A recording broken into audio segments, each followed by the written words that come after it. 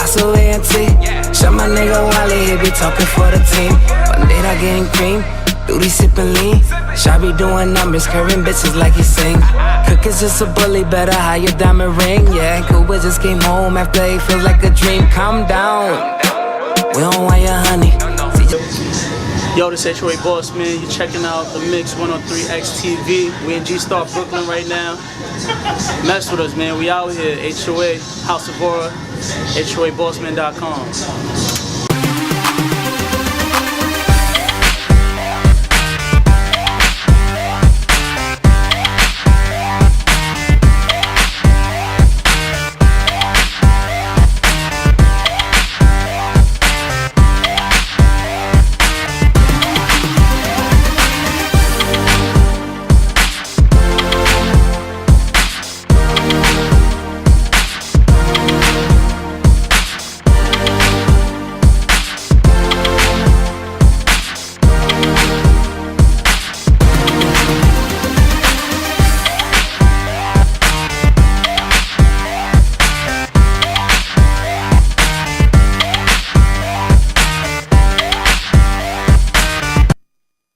Hey guys, welcome to Mix103x TV. It's your girl Karina Marie, and check out this exclusive interview with Clev Brown. What's up, guys? It's Clev Brown here, and welcome to Mix103x TV. And today I am joined with artist Prada. So Prada, tell us what exactly you do, because it seems like you are an artist that wears multiple hats. So it seems like there's a list of things that you do. So please tell the people here at home what it is exactly that you do. All right. Well, I'm an extraordinaire. No, I'm just playing. That's great. That's a start. I'm just a rapper, a singer. I talk about things that I've been through. You know, I speak about my family. I speak about real things. You know, life things. Things that everybody goes through. I don't try to keep it simple. You know, to me, artistry now is a little bit dumbed down, and I try to elevate it a little bit. I mean, that's just the artist I am. Now, when you say dumbed down, are you talking about, well, let me explain before I ask the question. Mm-hmm. You know, me, I feel like, you know, there was just a certain rich essence that the 90s had in music. The golden era, thank you. So it definitely had a certain essence in terms of lyricism and actually telling stories and actually having a meaning. And I'm not saying all music is like that nowadays, but at least a good portion of it is like that nowadays, where it's really much more, I want to say, commercialized. Okay. So is that where you're trying to separate yourself from? You're trying to be more of like a 90s person, like not really 90s, but like I guess like the golden era person living in the millennial time. So with that, so how exactly is your style different, and what are you doing to, I guess, reincorporate the golden age of where music was? It's funny that you mentioned storytelling, because, you know, I like to say that I'm a storyteller. You know, I like to have an intro, you know, a subplot, and I go all around with my music. I have a song called The Meeting, the Text, and the Setup, and it's basically meeting a chick and then her texting me and telling me to go meet her where she was at, and then I get there thinking that there's going to be like this exchange between me and her, and it's actually a setup. And this is like a whole onslaught of just lyricism, of bars, and just, you know, just a full layout. So I'm more of a storyteller. I'm glad you mentioned that, though. Well, you know, I just felt that you were a storyteller. I don't know. I just felt that. Got the vibe. I don't know. Like, you just gave me that vibe. You know. So now, since I know that about you, now I'm definitely excited to ask you who and what your inspirations are. Well, a lot of Big Pun, Biggie Smalls, Jay-Z. Jay-Z was one. Kendrick is actually an inspiration. Now, I remember I was going through a dark moment in my life, and I had the Kendrick album. I forgot which mixtape it was. Section 80. Section 80 was his mixtape, and it was just like certain songs on there. It's just like it brought me through my moment. So I really don't listen to a lot of music now because I don't want it to take away from my artistry. But I do have inspirations along the timeline of like just, you know, Biggie Smalls, and Big Pun is just like major to me. Capital Punishment is a classic album. So yeah, that's a major one. So, do you perform often, or do you spend most of your time in a studio, or both? Okay. So, are you more of a studio person, recording tracks, or do you actually like hit the stage sometimes? And if so, what are your most frequent spots for performing? Okay, I just had a performance not too long ago. It was May 5th. You know, I had my second mixtape. I performed at the Smash Studios, located downtown. I'm a studio person too. I like the studio. I perform a lot. I've been to New York a couple of times. I have a performance set up for Pyramid, so I got a few performances under my belt. University of Buffalo, I was there a couple years ago. I got a few. No way. That's really awesome, by the way. So, like, I mean, you're just surprising me with everything that you say. So, Prada. How do you get the name Prada as an MC? How's that happen? All right, so my first original rap name was gonna be Kodak, and my best friend Street, he was like, "What are you taking pictures or something? Like, get out of here." So I didn't go with Kodak. And I really didn't have a rap name for like 2 years. Like, I just was rapping, but I really had no rap name, so I had no ad libs for it. And one of my other friends, he was like, "You know, you wear a lot of Pradas," and I was like, "Yo, that's dope. I do wear a lot of Pradas." So I came up with Prada, but because of copyright issues, I was like, all right, I'm gonna add the 2 D's, Pradda, as opposed to Prada and get sued for like millions of dollars. You know. Yeah, we don't want that. We don't Especially want not that. from Prada. We don't want that. Like they could really use the money. Right, they got enough. You know. They have so much nowadays. So before we even got on camera, you told me you were also a singer too. Yeah. So which came first? Like, you know, it's like a chicken and egg question. So were you a singer first and became a rapper, or were you a rapper first and then became singer? I was a rapper. I was a rapper first, and then I did some singing when I was in church. Cause like my pianist, she always told me to go up and sing. I'll be nervous, and then, you know, I got more comfortable in the studio. Got more comfortable. And I said, you know, I'm gonna try to throw a key in there. I'm gonna try to sing something. And then I realized they had the voice thing where they could fix it. like auto tune? Is that what it is? No, not auto tune, but like what they just exactly? kind of, you know, level out your voice a little bit to make you sound more clear. Yeah. So after I started doing that, after a while, I got more confident with my voice, and singing became like second nature for me. Do you ever incorporate both rapping and singing into like one song? Like, are you ever like rapping your verses and singing your hooks All the time. all the time? Yeah, Do you ever like sing your verses and rap your hooks all the time. all the time? I got songs just all the time. All the time. Love that. I love that. That's a very unique style. Now, correct me if I'm wrong, because I'm not really educated that much on it, but there's this style, I don't know if it's called like rap singing, like 50 Cent used to do it. Okay. Drake does it now, where they're like rhythmic, like rhyming as they sing. Is that what it is? Or do you do something totally different? Like, are you actually like switching it up? You know what I mean? Like, are you singing one track, then you're rapping and singing again? I do it in you so get many what I'm trying- variations. I understand what you're saying, Okay. but like me, I just ride the beat. Like, if there's a beat and a nice sound, I really don't try to, you know, project myself on it. I let the beat come to me, and then wherever I feel is how I go with the music. You know what I'm saying? But I do sing and rap sometimes, and sometimes I was like, you know, this is gonna be pure singing. That's when I'm real confident. You know what I mean? So, Prada, where are you from? I'm from the Bronx. I grew up in Harlem, and you know, some things happened in Harlem with my mom's family. You know, stuff like that. Then moved out to the Bronx, and from there, that's when my story began.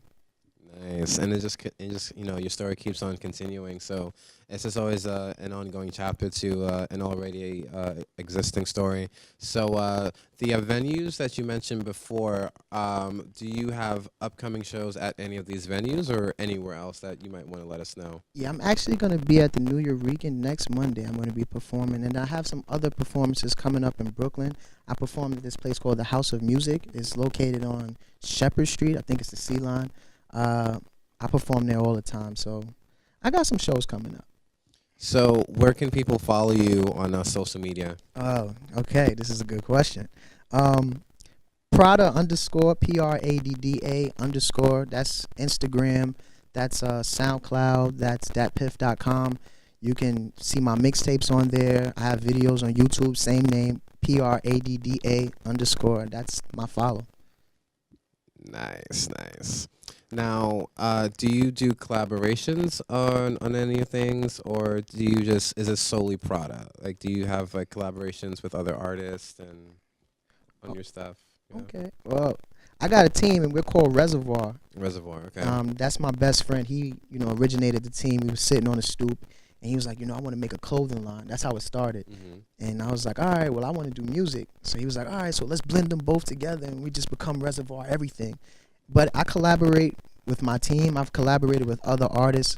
Me and D Nancy's supposed to have a track, but I've collaborated. I'm willing to collaborate. I think reaching out to the people that do the same thing that you do is most important within this game, because it keeps everybody together and it keeps the camaraderie going up. You know what I mean?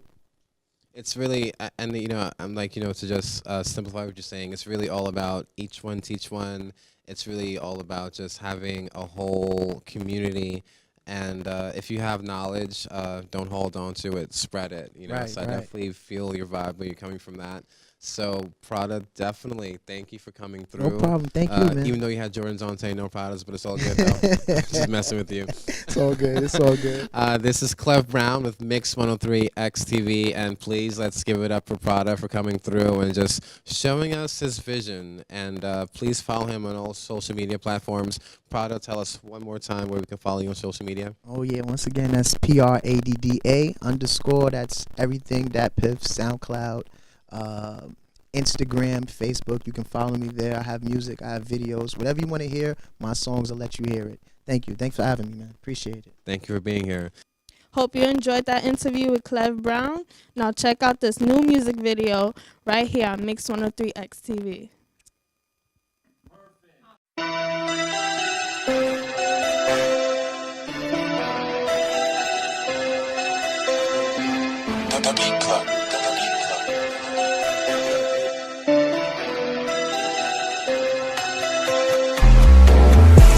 I'ma only tell you one time, I'm just doing my thing. I be coolin' on my side with the motherfucking gang. Try front, nigga, know the hammer go bang. I'm just coolin', I'm on my grind. You better stay in your lane. And I'm about to spin the block now, like tell me who frontin'. And I'm about to send shots pow, like tell me who dumpin'. I already told you one time, no legal say nothing. More money on top now, make more niggas stuntin'. Hop out the whip, fresh kicks like Luke Kane. We bullet, money told like Luke Dane. In 2-3 band, that's Luke Chain. You and your crew lame, I'm on the block with the goon gang. Your bitch tryna be my new flame. I smoke loud, no regular. All that shit you talking is irrelevant. You just mad cause you dry and you celibate. I get dough for the hell of it. All you do is talk hella shit. Me and my man flow hella sick. Roll the split, get high, meditation. We on ping pong hoe cause we face shit. When my nigga taking over like a spaceship. My ain't gonna beat the body cause he ain't say shit. Fuck the ops and the cops, they can take dick. I'm so real, got time for that fake shit. Easy man run down like a track star. And in the car like a trap guard. Why you mad cause we trap hard? Why you mad cause we trap hard? Little nigga let that Mac off. Little homie let that Mac off. Little nigga get strapped up. I get hit with the full clip. Yeah, little nigga that's a pack up. Get hit with that pack up. I'ma only tell you one time, I'm just doing my thing. I be coolin' on my side with the motherfucking gang. Try front, nigga, know the hammer go bang. I'm just coolin', I'm on my grind. You better stay in your lane. And I'm about to spin the block now, like tell me who frontin'. And I'm about to send shots pow, like tell me who dumpin'. I already told you one time, no legal say nothing.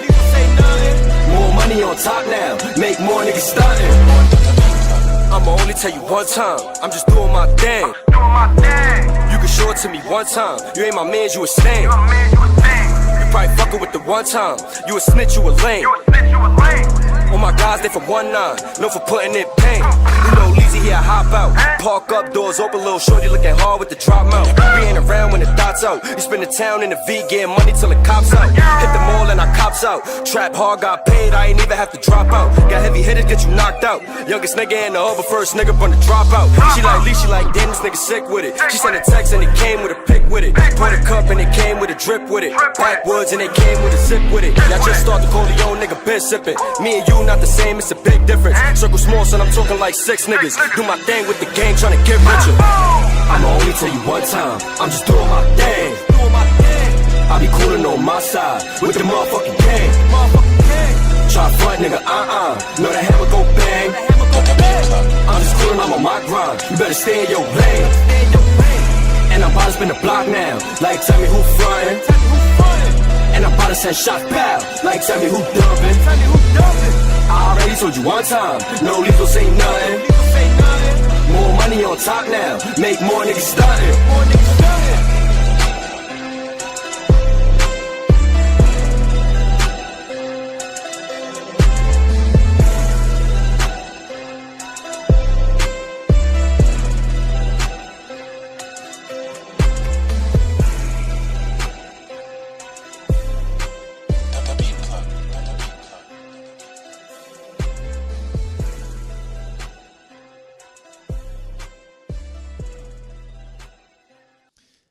It's Clev Brown, and you're watching another episode of Mix103x TV. And today I'm excited because we've had a ton of different artists from all walks of life touching our stage today. But today we're interviewing for the very first time a DJ, and this DJ goes by the name of DJ Epidemic. So, DJ Epidemic, thank you for joining us today. Thank you for having me. Now, silly question, I'm going to ask it anyway, though, but what is DJing? Like, what does that mean to DJ? To DJ, control the crowd motivator. You set the mood, you set the pace for the night. If you're in a bad mood, most likely everybody else is going to be in a bad mood because you're in a bad mood. So you just have basic total control. So for you, when you DJ, do you carry tons of equipment, or are you a minimalist? Do you use a laptop, turntables, or anything of the sort? Well, it really depends on the situation. Sometimes if I don't have access to a car, you see me with a push cart. So I'm carrying equipment. Depends on the gig.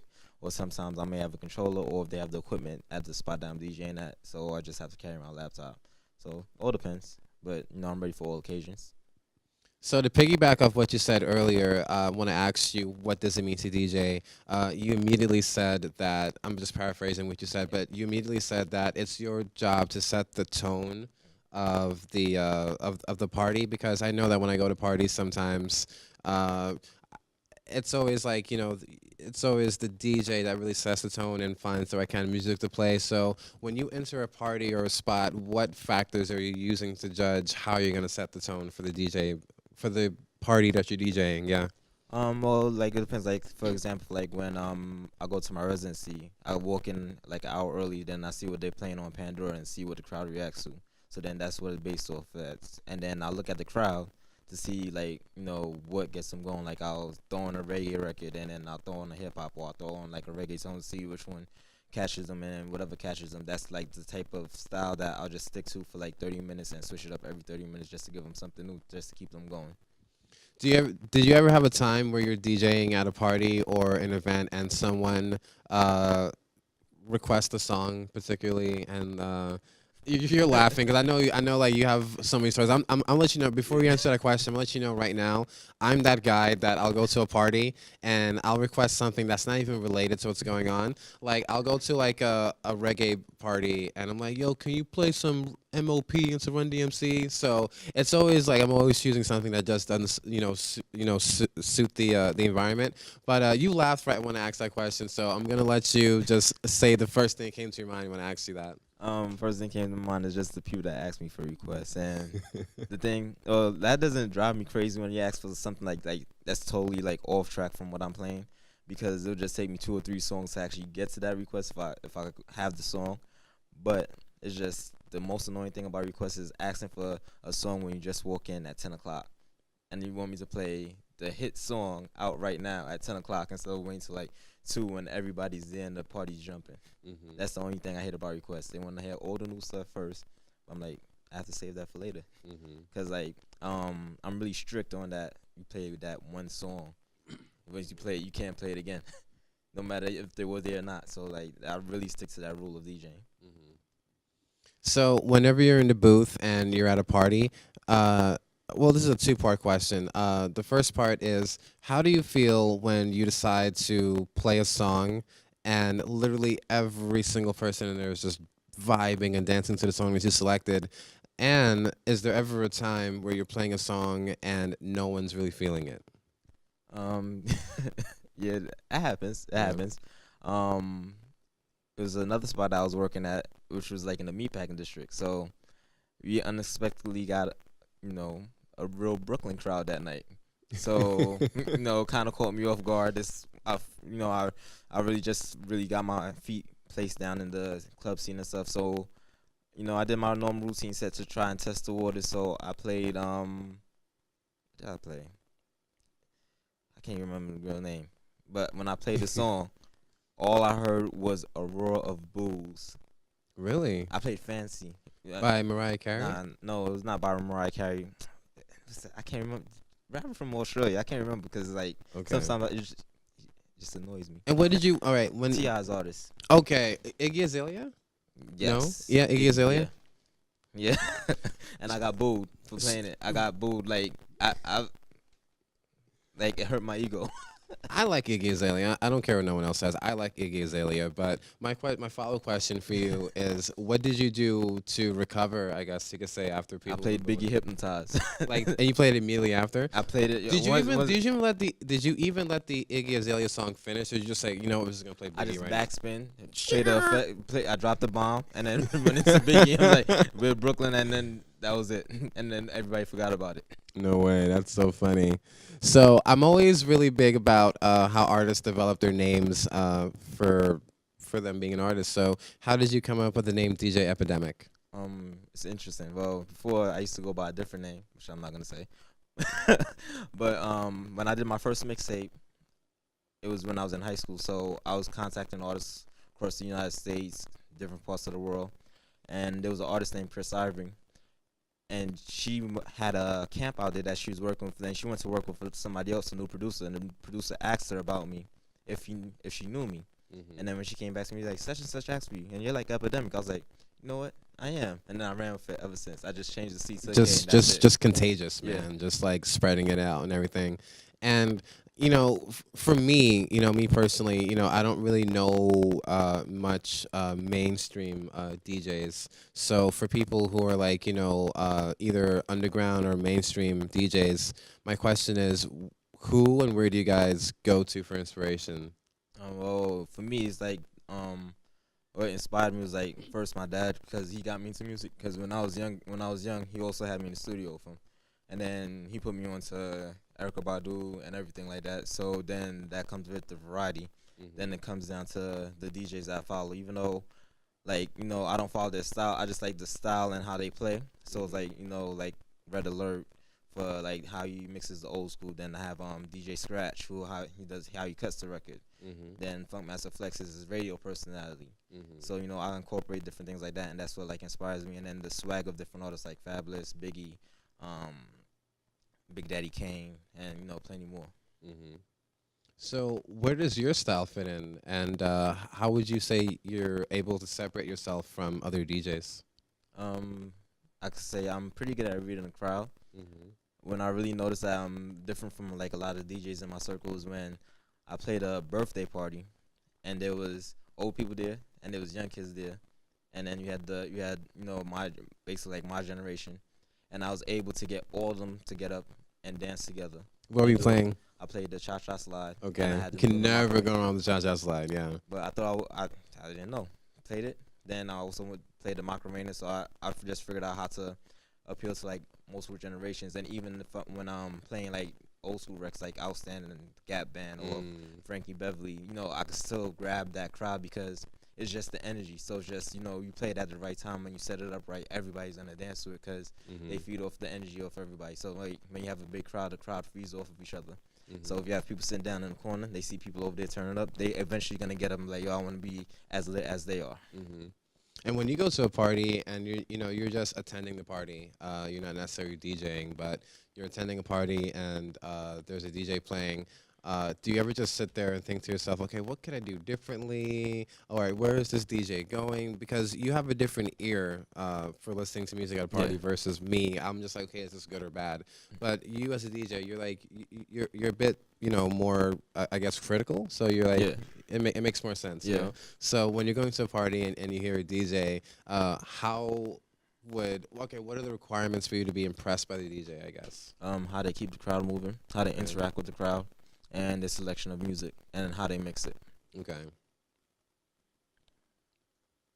So, where do you see DJing going that it hasn't already been? Because I feel like it's still it's a field that's been around for a long time, but at the same time, it's still a field that's continuing to grow, and there's so many new innovative ideas that people just haven't even touched on yet. So, and there's no right or wrong way to do it. So where do you see it going? Where do you want it to go? What things could be done differently?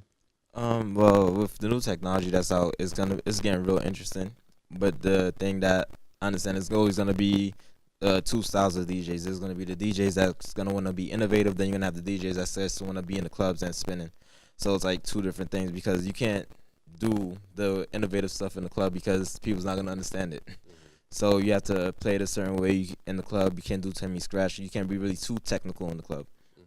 But like as far as like the battles and stuff like that, I think it's getting real innovative with the technology that they have coming out. Like, you know, on your laptop you can control four decks at one time. So you have the option to play a cappella beat. You could chop up a sample right there on the spot and do it live. So it's becoming more performance based, even more like as if you have a keyboard player or a saxophone player or like a jazz band, how they all have their certain section, and the DJ could actually rearrange a song and practice a set to make it like a full performance if they want to.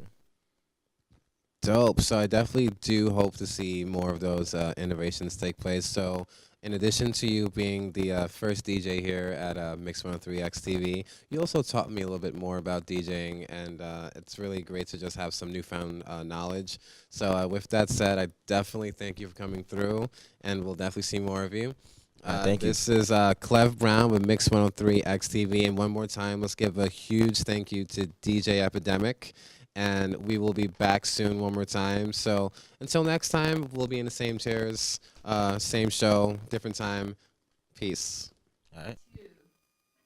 Hope you enjoyed the music videos and interviews. Now check us out on Instagram and YouTube on Mix103x. I'm Karina, and see you next time.